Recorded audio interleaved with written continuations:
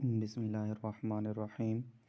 General knowledge series PPSC, FPSC, NTS extra 712 से लेकर 2021 तक की एक सीरीज़ हमने चलाई थी जिसका पार्ट 2 है।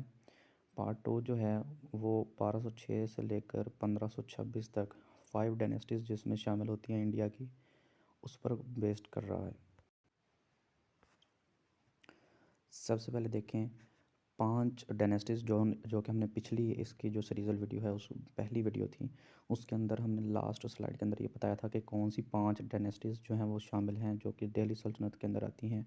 उनमें सबसे पहली आती है स्लेव डायनेस्टी 1206 से लेकर 1290 तक। दूसरी खिलजी डायनेस्टी 1290 से लेकर 1320 तक। तीसरी तुगलक डायनेस्टी 1320 से लेकर 1413 तक। उसके बाद आती है सैयद डायनेस्टी 1414 से लेकर 1451 तक।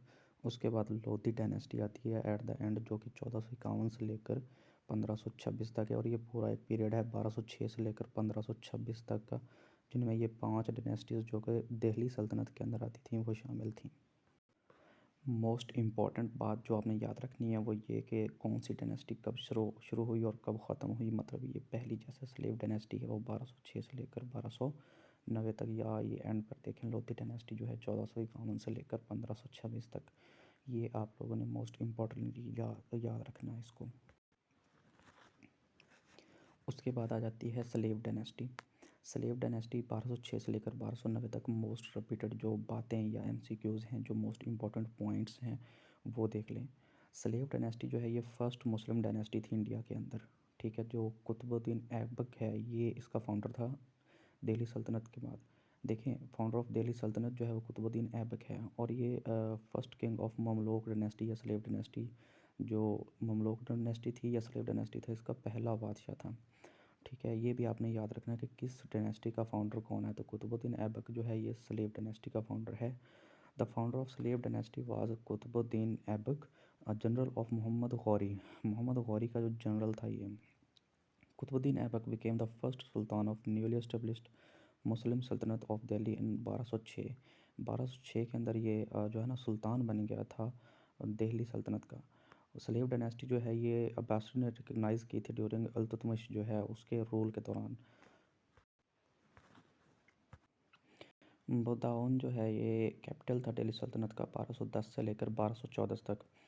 इल्तुतमिश जो है इसने फाउंड किया था द फोर्टी, जिसको बाद में गियाजुद्दीन बलबन ने डिज़ोल्व कर दिया था। इसका दूसरा नाम चालीसा भी है। इल्तुतमिश जो है ये सन इन लॉ था कुतुबुद्दीन ऐबक का। अदाबुल मुल्क कंडक्ट ऑफ द किंग ये इल्तुतमिश ने लिखी थी। रज़िया सुल्ताना जो है ये बेटी थी इल्तुतमिश की, ठीक है। और रज़िया सुल्ताना जो है ये पहली सवेरन women ruler of south Asia. South Asia की पहली जो है ना रूलर थी जो रज़िया सुल्ताना है। उसके बाद आ जाती है जी खिलजी डायनेस्टी, जो 1290 से लेकर 1320 तक जो है ना इसका टाइम पीरियड है। स्टार्ट इसका 1290 से होता है और 1320 में ये एंड हो जाती है। सबसे पहले देखें जलालुद्दीन खिलजी जो है ये फाउंडर है खिलजी डायनेस्टी का। अगर इसका फाउंडर जो है ना आपने याद रखना है जलालुद्दीन खिलजी, ये मोस्ट इम्पॉर्टेंट होता है। उसके बाद देखें अलाउद्दीन खिलजी जो है इन्होंने डिफ़ीट किया था, हराया था मंगोल्स को ऑन दिल्ली इन 1299। 1299 के अंदर जो है दिल्ली में मंगोल्स को अलाउद्दीन खिलजी ने जो है डिफ़ीट किया था। अलाउद्दीन खिलजी जो है ये पहला वो बंदा था जिसने सेपरेट किया था रिलीजन को पॉलिटिक्स से। अमीर खुसरो जो है ये कोर्ट पोएट था अलाउद्दीन का, ठीक है। अलाउद्दीन के कोर्ट में एक शायर था अमीर खुसरो। ये मोस्ट इम्पॉर्टेंट पॉइंट है इसका, ये अक्सर औकात पूछा भी गया है। प्राइस कंट्रोल पॉलिसी जो है ये इंट्रोड्यूस करवाई थी अलाउद्दीन खिलजी ने।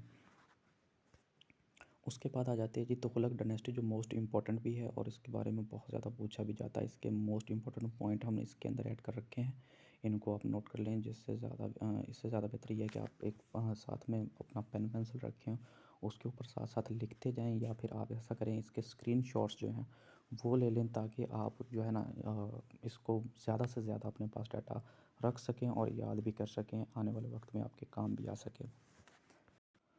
तुगलक डायनेस्टी का जो फाउंडर है वो गियाजुद्दीन तुगलक है, ये याद रखने का पॉइंट है यहाँ पर।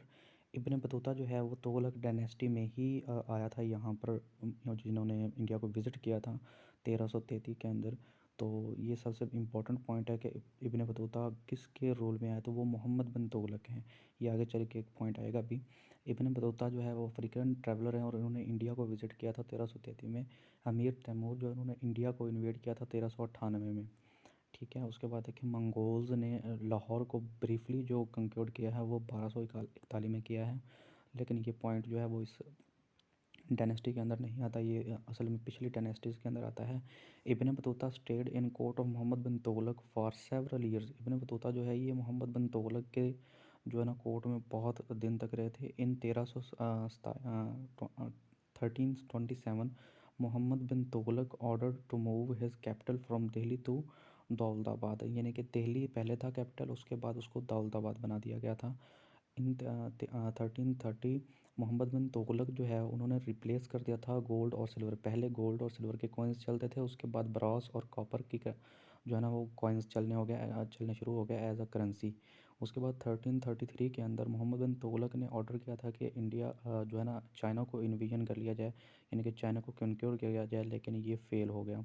फिरोज़ शाह तुगलक जो है ना किनाल सिस्टम को बहुत ज़्यादा बढ़ाया था, इरिगेशन सिस्टम को।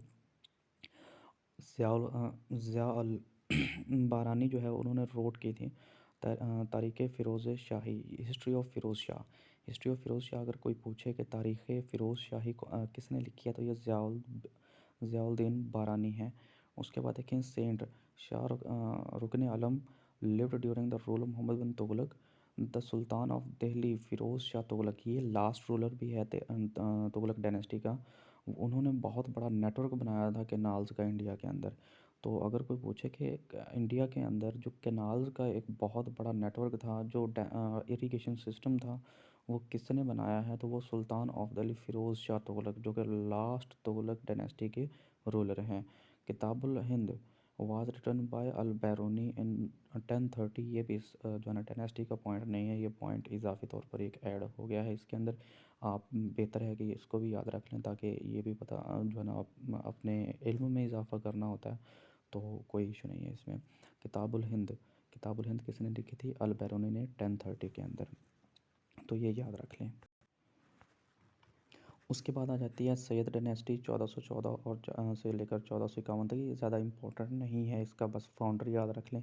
सैयद खिज़र ख़ान जो है ये इसका फाउंडर है सैयद डायनेस्टी का, और दिल्ली सल्तनत में जो एक डायनेस्टी है सैयद डायनेस्टी। अच्छा, उसके बाद देखें लोधी डायनेस्टी, ये भी ज़्यादा इंपॉर्टेंट नहीं है, बस इसको याद रख लें कि कब से शुरू हो रही है और कब ख़त्म हो रही है।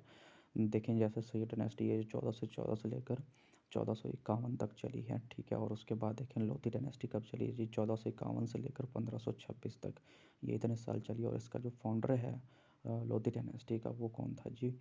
बहलोल लोधी था। Thanks for watching, subscribe our channel for the next video, और जज़ाकल्लाह एंड शेयर टू ऑल। अगर आपको वीडियो पसंद आई तो लाइक और शेयर करना मत भूलिएगा। कमेंट में आप अपने पॉइंट ऑफ व्यू को भी बता सकते हैं। जज़ाकल्लाह।